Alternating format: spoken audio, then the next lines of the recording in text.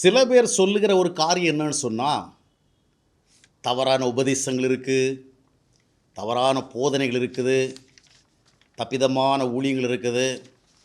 நிறைய பேர் கிறிஸ்தவ மேடைகள் என்று நடத்துகிற காரியங்கள் நன்றாக இல்லை.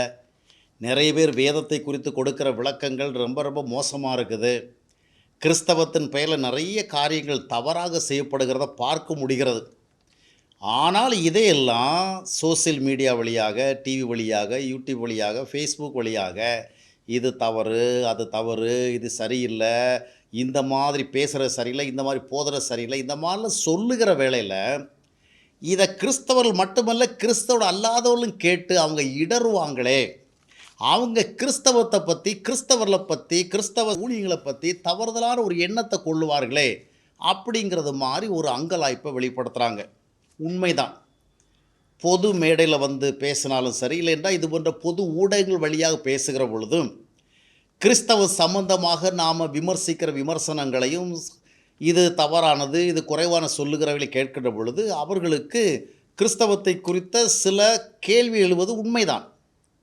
ஆனால் அதே நேரத்தில் இன்னொரு பக்கத்தையும் பார்க்கணும். ஒரு புறம் நம்ம நிறைய தவறுகள் இருக்கிறது ஒத்துக்கிறோம். இதை வந்து சொன்னால் அவங்கெல்லாம் கேட்பாங்களே, இது ஒரு 4 சுவருக்குள்ளே நம்ம சொல்கிறதில்ல, இது சுவர்களை தாண்டி எல்லா இடம் போகுது. அவங்க கேட்குற வேலை என்ன நினைப்பாங்க, கிறிஸ்தவத்தில் இப்படிப்பட்ட ஏகப்பட்ட விஷயம் இருக்குதே அப்படிங்கிற மாதிரி நினைப்பாங்கல்ல. அப்போ நம்ம இதெல்லாம் அந்த மாதிரி வெளியரங்கமாக பேசலாமா? அதே நேரத்தில் இன்னொரு பக்கம் என்னவென்றால், தவறான உபதேசங்களை கிறிஸ்தவம் என்ற பெயரிலே பிற மதத்தவர்கள் கேட்கிறார்கள். கிறிஸ்தவ மேடைகளில் நடைபெறுகின்ற வேதத்துக்கு புறம்பான ஆரோக்கியமற்ற செயல்பாடுகளை கிறிஸ்தவர் அல்லாத பிற மதத்தவர்களும் பார்க்கிறார்கள். வல்லமை என்ற பெயரில், அபிஷேகம் என்ற பெயரில், அற்புதம் என்ற பெயரில், காணிக்கை என்ற பெயரில், இந்த மாதிரி நிறைய விஷயங்களில், அதாவது வேதத்துக்கு புறம்பாக செய்கிற நிறைய காரியங்களை பிற மதத்தவர்களும் பார்க்குறாங்க. பார்த்துட்டு இது என்ன போதனை, இது என்ன உபதேசம், இது என்ன ஆராதனை, இது என்ன காணிக்கை கேட்குற விதம், இது என்ன மாதிரிப்பட்ட செயல்பாடு அப்படின்னு அவங்க முகச்சொலிக்கிறாங்களே. அப்போ அவங்க கிறிஸ்தவத்தை பற்றிய ஒரு ராங் அண்டர்ஸ்டாண்டிங் உள்ள வருகிறாங்க. அவங்க என்ன நினைக்கிறாங்கன்னா, இந்த மாதிரி போதிக்கிற, இந்த மாதிரி உபதேசிக்கிற, இந்த மாதிரி ஆராதனை நடத்துகிற, இந்த மாதிரி பேசுகிற இவளெல்லாம் பார்த்துட்டு இது வந்து கிறிஸ்தவம் அப்படின்னு நினைக்கிறாங்க. அப்போ அவங்க வந்து they have some wrong idea about the Christianity.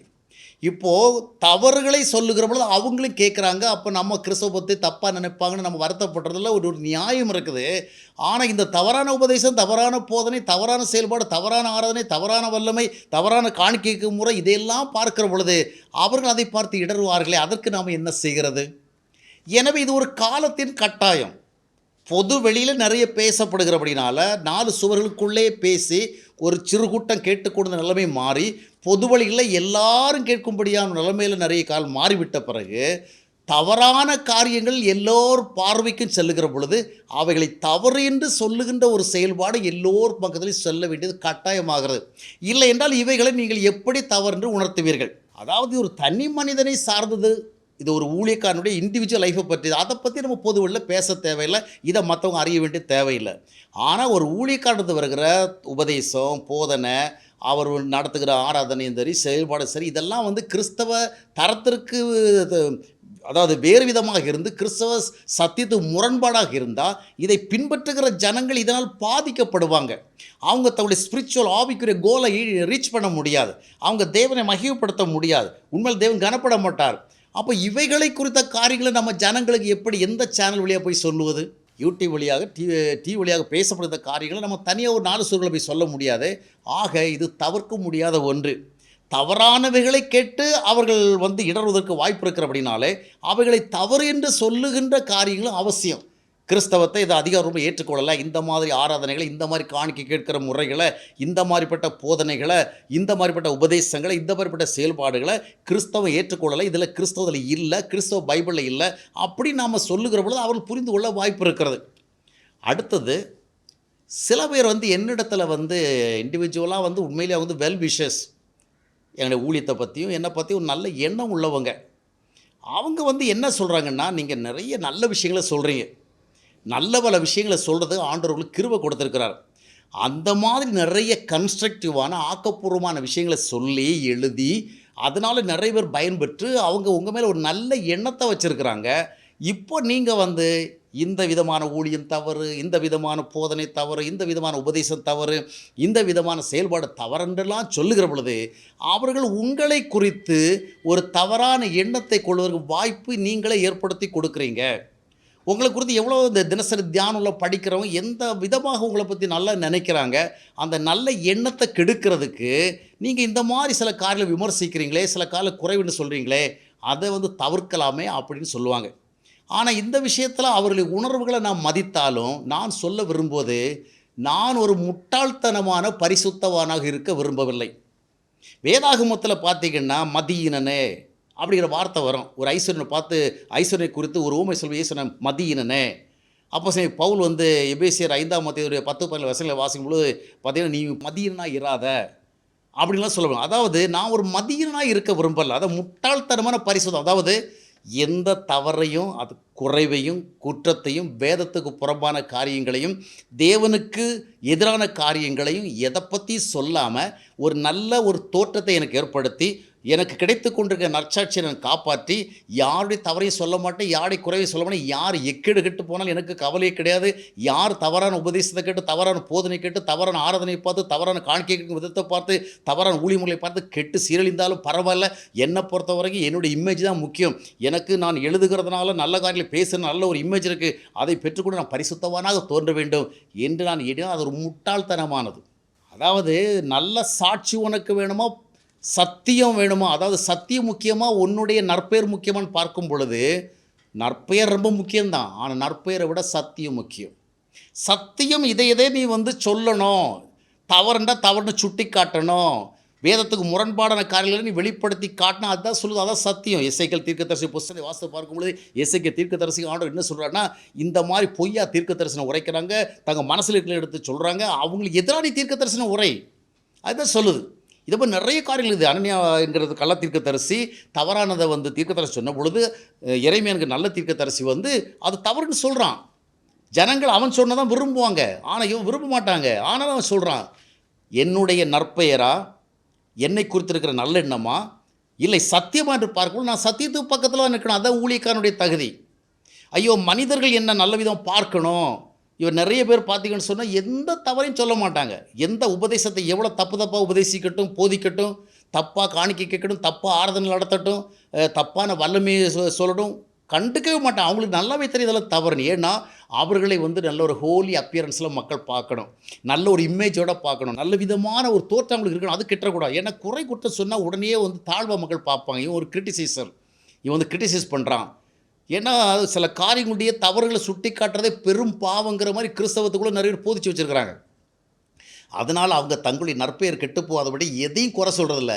ஆனால் என்னை பொறுத்த வரைக்கும் அதை ஒரு முட்டாள்தனமாக எண்ணுகிறேன். தேவ ஊழியக்காரன் தன்னுடைய நற்பெயருக்காக, நற்சாட்சிக்காக சத்தியத்தை அடகு வைக்கக்கூடாது. யாரை பற்றி நான் ஒன்றும் பேசலை, எல்லோரும் என்ன செய்து தான் நினைப்பாங்க. நான் எப்பொழுதும் நல்லதை மட்டும் சொல்கிறேன், எந்த குறையுமே சொல்ல, என்ன செய்து தான் நினைப்பாங்க. அந்த அந்த முட்டாள் பரிசுத்தவானாக இருக்க நான் விரும்பலை. இன்றைக்கி கூட எனக்கு நல்லாவே தெரியும், ஒரு சில சகோதரர்கள் கொஞ்ச காலத்துக்கு முன்னாடி என்னை ரொம்ப நேசித்தவங்க, என்னை ரொம்ப மதித்தவங்க, என்னுடைய புத்தகங்களை படித்தவங்க, என் மேலே நல்ல ஒரு எண்ணத்தை வச்சுருந்தாங்க. இப்போ என்னை நேசிக்கிறதுக்கு ரொம்ப சிரமப்படுறாங்க. என் மேல் ஒரு நல்ல எண்ணத்தை ரொம்ப சிரமப்படுறாங்க.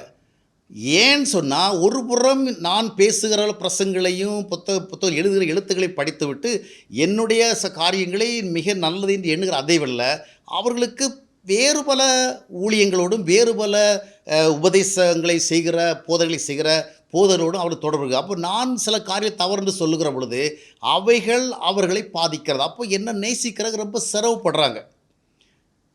அதாவது நேசிக்க விரும்புகிறாங்க. புத்தகம்லாம் நல்லா தானே எழுதுகிறாரு, பிரசங்கெல்லாம் நல்லா தானே பண்ணுறாரு, பைபிள் ஸ்டடியில் நல்லா தானே பண்ணுறாரு, இது எதுக்கு இந்த மாதிரி சில நேரங்களில் இந்த ஊழியம் சரியில்லை, அந்த ஊழியம் சரியில்லை அப்படி சொல்கிறாரு அப்படிங்கிற மாதிரி அவங்களுக்கு இதுவரை ஃப்ரீடத்தோட இயல்பாக நேசித்தவங்க இப்போ என்ன நேசிக்கிற சிரமப்படுறாங்க. ஏன்னா குறை சொல்லுகிறார்ல, நான் என்ன குறையை சொல்லுகிறேன்? ஒரு தனி மனிதனுடைய தனிப்பட்ட வாழ்க்கையின் குறையாக சொல்லுகிறேன். ஒரு தனி மனிதன் மூலமாக வருகிற உபதேசமோ போதனையோ சரியாக இல்லை என்றால் அது அநேகரை பாதிக்கும். அதைத்தான் அப்போஸ்தலர் சொல்ல, கொஞ்சம் புளித்த மாவு மொத்த மாவையும் புளிக்க பண்ணிடும், அதனால் எச்சரிக்கையாக இருக்கணும், அரிப்பிளவை போல் அது படரும். இதைத்தான் சொல்லுகிறேன். இந்த சொல்ல வேண்டிய அவசியமான சத்தியத்தை நான் சொல்லுகிற பொழுது, என்னை குறை சொல்லுகிறவனாக மற்றவர்கள் பார்ப்பதற்கு வாய்ப்பு இருக்கிறது. இப்போ அந்த மாரி என்னை பார்த்து விடக்கூடாது. சத்தியம் எக்கேடுகெட்டும் போகட்டும், எனக்கு பிரச்சனை இல்லை. என்னுடைய நற்பெயர் தான் முக்கியம் அப்படி நான் போனா, நான் ஒரு முட்டாள் பரிசுத்தவான். ஒரு பரிசுத்தவான் என்கிற ஒரு காட்சியை பெற்றுக்கொள்வதற்காக தேவனுடைய சத்தியத்தை நான் அவமதிக்கிறேன். என்னை பொறுத்த வரைக்கும் ஆண்டவர் எனக்கு அதை தான் கற்றுக் கொடுத்துருக்கார். இந்த உலகத்தில் என்னை ஒரு குறை சொல்லுகிறவன் தவறானவர் என்று நற்சாட்சி கொடுத்து என்னை அனுப்பி வைத்தாலும் எனக்கு கவலை இல்லை. என் ஆண்டவருடைய பார்வையில் நான் சரியானதை செய்தவனாக அறியப்படுவேன். என் ஆண்டவரை பிரியப்படுத்துறதுக்கு தான் நான் அழைக்கப்பட்டிருக்கேன். கலாத்தியர் 1:10 வாஸ்து பார்த்தீங்கன்னா, அங்கே என்ன சொல்லப்பட்டிருக்குன்னு சொன்னால், இன்னும் நான் மனிதர்களை பிரியப்படுத்துகிறவனாக இருந்தால் கர்த்தருடைய ஊழியக்காரன் அல்ல. மனிதர்கள் எப்போவுமே அவங்க மைண்டுக்கு ஏற்றபடி தான் நாம் இருக்கணும் எதிர்பார்ப்பாங்க. யாரை பற்றி எதுவும் சொல்லாதப்பா, நல்லதை மட்டும் சொல்லு தான் சொல்லுவாங்க. இது மனித நியாயம். ஆண்டவர் சொல்கிறாரு, தவறு எங்கே இருக்கோ சுட்டி காட்டணும்ப்பா, இல்லைனா ஜனங்கள் சீர்கெட்டு போவாங்க. தவறான உபதேசம் எங்கே இருக்கோ அதை நீ பாயிண்ட் அவுட் பண்ணணும். இல்லைன்னு சொன்னால் அவங்க தவறாக வழிநடத்தப்படுவாங்க. உன்னுடைய நற்பெயரை விட அவங்களுடைய ஆவிக்கிற வாழ்க்கை ரொம்ப முக்கியம். எனவே உலக மனிதர்கள் எனக்கு தருவதற்கென்று ஆயத்தமாக வைத்திருந்த அந்த நல்ல பெயரை நான் இழந்தால் எனக்கு கவலை இல்லை, கவலைப்படக்கூடாது. எனக்கு நஷ்டம் உண்டு, கஷ்டம் உண்டு. ஒரு சிலர் ஒரு விதமாக பார்ப்பாங்க, ஒரு விதமாக பேசுவாங்க. எல்லாம் நல்லா தான் எழுதுறாரு, எல்லாம் நல்லா தான் பேசுகிறாரு, ஆனால் என்னமோ அதை எதையும் சரியில்லை, இது சரியில்லை, அதை சொல்கிறவங்கள தான் நமக்கு என்னமோ ஜீரணிக்கிற கஷ்டமாக இருக்குது. ஒன்றும் பண்ண முடியாது. சத்தியம் அதுதான். இருபுறம் கருக்குள்ள பட்டயம், வெளிச்சம் வெளியரங்கமாக்கும். அதனால் யாருடைய குறையும் தவறையும் நான் சொல்லலைன்னு சொன்னால் எனக்கு நல்ல ஒரு செயின் கொடுத்துருக்கும். அதாவது ஒரு பெரிய பரிசுத்தவான். ஆனால் இந்த முட்டாள்தனமான பரிசுத்தவானாக நான் அறியப்பட விரும்பவில்லை. உலகம் எனக்கு ஒரு மோசமான சாட்சியை கொடுத்து கூட அனுப்பி வைக்கட்டும். ஆண்டவருடைய சமூகத்தில் சொல்லுகிற பொழுது எனக்கு நற்சாட்சி இருக்குது. ஏன்னா ஆண்டவர் எதை சொன்னாரோ அதை சொல்லுகிறேன்.